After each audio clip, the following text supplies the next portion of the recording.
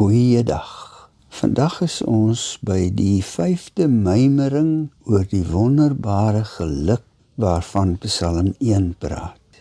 Onthou, die 6 dagstukkies van hierdie week is soos die brokkies van 'n legkaart en die prentjie op die legkaartboks is ons Psalm.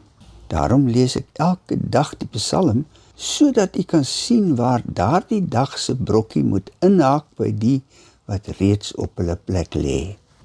Luister daarom nou mooi. Dit is die woord van God. Gelukkig is die mens wat nie die raad van goddeloses volg nie, nie op die pad van sondaars gaan staan en nie in die byeenkoms van spotters sit nie, maar wat vreugde vind in die wet van die Here en sy wet dag en nag mymerend prewel.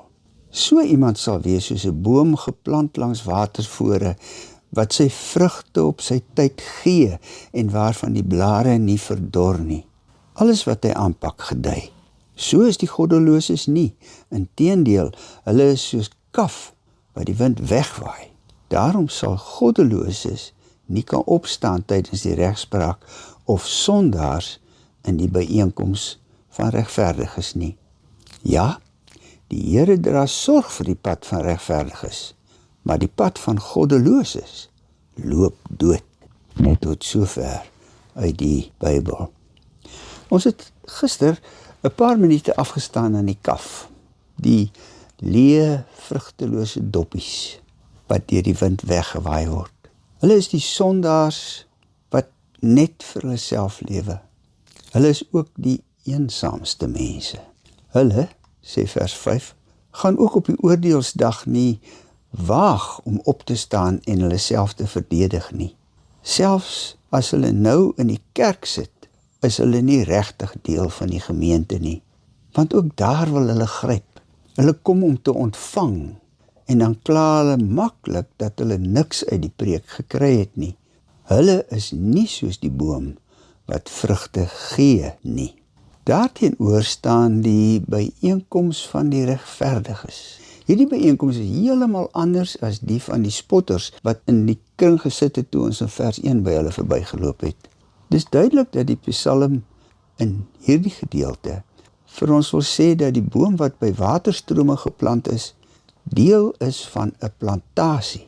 Daar is mos baie bome met wortels wat tot in die diep klam grond van God se woord groei en hulle het mooi blare en dra baie vrugte. Jy sal hulle gereeld by die kerk kry. 'n Mens wat haarself of homself in hierdie byeenkoms, die byeenkomste van die gelowiges bevind, is gelukkig. As so 'n mens swaar kry, is daar ander om hom te beskerm. Die bome van 'n plantasie waai nie sommer om as die sterk winde kom nie. Die Bybel praat nooit bloot individualisties oor ons as gelowiges nie. Hy leer ons ook om te bid, so die Here Jesus ons geleer, ons Vader wat in die hemel is, gee ons vandag ons daaglikse brood, vergeef ons skulde. Wees daarom bly dat jy aan 'n gemeente behoort, omdat jy gewortel is in die woord van God. Dit is 'n groter geluk as wat baie mense in die wêreld ooit sal ervaar. Amen. Here, vorm tog ons denke deur u woord, dat ons die ware geluk kan hê en met insig vrugbaar kan lewe. Amen.